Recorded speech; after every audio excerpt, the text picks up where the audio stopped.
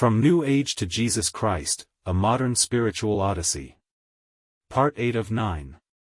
In Part 8, he has a life-changing experience meeting Jesus in the Himalayas. He returns to the U.S., dedicating decades to studying the Bible, finding solace in Yeshua and rejecting previous spiritual beliefs as spiritual darkness that had deceived him and many others.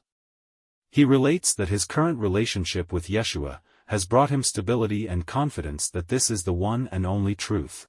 I knew that what was happening to me had nothing to do at all with any of my effort but rather with an act of divine kindness.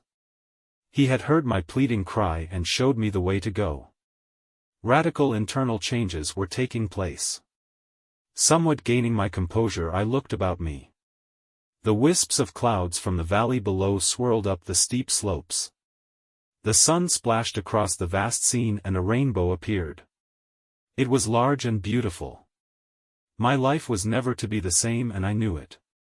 It was a new world, an assurance unlike any I had ever known affirmed from within that I was on the true path and that he would lead me. I walked toward Sagarmatha, Mount Everest.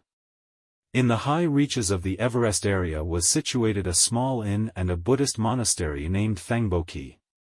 Upon my arrival it became very clear to me that I was to follow Yeshua alone. I was to depart from synthesizing philosophies and religions and bind myself to Yeshua. Clearly he told me to depart from those mountains. I waited out a snowstorm and headed toward Kathmandu. Along the way, about 3 days' trek, I came across a small airport on the slopes of the mountains. On each end of this dubious plateau airstrip were crumpled up pieces of debris that were once small planes. Fortunately a flight was available, and from the vantage point of sitting in that plane, what took many weeks of difficult walking was in my vision. At a glance and a few moments I had a view of the mountains unlike any on the trek. I could hardly believe I had walked all that way. Indeed, my path had led me up and over and into many of the valleys off the beaten path. Upon my arrival at the Kathmandu airport, Messiah said, "Go to the post office." It was midday and I really had no earthly reason to go there. I entered the building and stood about for a short moment. Suddenly there appeared a familiar face in the midst of quite a crowd. The missionary I had met on the bus to Badgoan stood in the midst of the people. Quickly I reached him and exclaimed with joy my experience and discovery and how Messiah had led me to himself.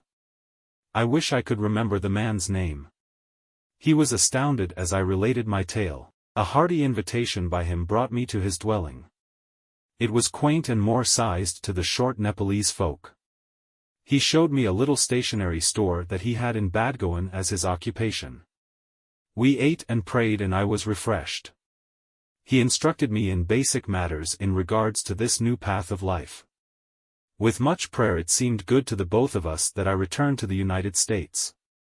The next few years of my life were devoted to the study of the law and all of the Old and New Testaments. The covenants became a part of my everyday life. The entire experience was a profound process of cleansing and reorientation. Many hours and days were spent completely engrossed in the revelation of God through His Word. Mighty clouds of confusion and obscurity began to give way to the sunshine of His truth. Chains of darkness that I was only subconsciously aware of, broke under the strength of the things written. How great was the delusion that had captured my soul! Reincarnation, karma, astrology and the great blasphemous concept that man is inherently divine have been completely washed from me. I found the entire accumulation of all that knowledge and the experiences that backed them up to be a part of a vast deception calculated to capture and hold in bonds of darkness every soul that does not love the truth. Most of the time the experience of opening the Holy Book is deeply spiritual. The words and ideas lift as fire from the pages to take up their abode in my heart. There they now sit glowing and churning, lighting my path on the way to the Golden City. The transformation of my life has been one of great joy. To be sure there is still much tribulation in the world, but any time I enter a secret place that I have found in Messiah. There, in holy fellowship with Him, my heart drinks of life. It is true life. I'd like to reiterate that I know that much of this information is alien to many. More and more the wave of spirituality and the language of New Age doctrine is becoming the vocabulary of our society. Now after many years I can see that there is a golden city in my future. It is not part of the New Age that so many are hoping to usher in. This city in its kingdom has Yeshua Messiah, the Son of David, upon its throne. In him the ravages of spiritual darkness cannot reach me. I am safe as he leads me on, as the Good Shepherd, into my relationship to God my Father. How can I begin to express the awesome transformation that has taken place in my life? What does that transformation mean to you if you find yourself walking where I have walked, or if you are presently dissatisfied with your current spiritual state? I have taken some time to give a short account of my present affairs and understanding in an epilogue. Epilogue. It has been well over a quarter of a century since the experience in the Himalayas of dedicating myself to be a disciple of Yeshua Messiah. From the onset my relationship with him has been life-changing and still remains with this effect to this day. It should be apparent to any reader that much of what I had experienced could not be related fully in my story because of time and space restraints. Even so, I would be remiss if I didn't clarify where my pilgrimage stands now. My effort is entirely geared toward encouraging any would-be or present pilgrim onward on the path of life toward the Golden City. The past 30 years have been saturated with the profound intensity of the times in which we live. My experience with Messiah has not diminished but rather accentuated the turbulence of our era. Nonetheless, the stability found in his presence offsets the tempest and fills me with real peace. My journey through life following Messiah has been marked with continual and deep confirmation of his reality and its ever-present and wonderful growth in my life. The anxious thoughts and churning of my heart concerning the destiny of the earth and in particular humanity have been put at ease. This is not simply the result of a future, pie-in-the-sky, hope founded in prophecy, but a very real and present power of love and life that I find in him. These elements of his being will prevail completely over evil and darkness, now and in the future. To be sure, the future can be seen and known. It will be all and more than my heart has ever longed for, to this the prophets bear witness. The scene gains greater clarity every day because of the Messiah. Its scope is not merely planetary but universal and cosmic in scale. No doubt the human race will reap what it has sown. Judgment is here. This is what causes the gnawing anxiousness in many hearts. There is a refuge for the one who is seeking a solution, that refuge being the promised Messiah of Israel. There are many that are making merchandise of the fear. Don't let anyone attempt to direct you to another answer to Earth's problems.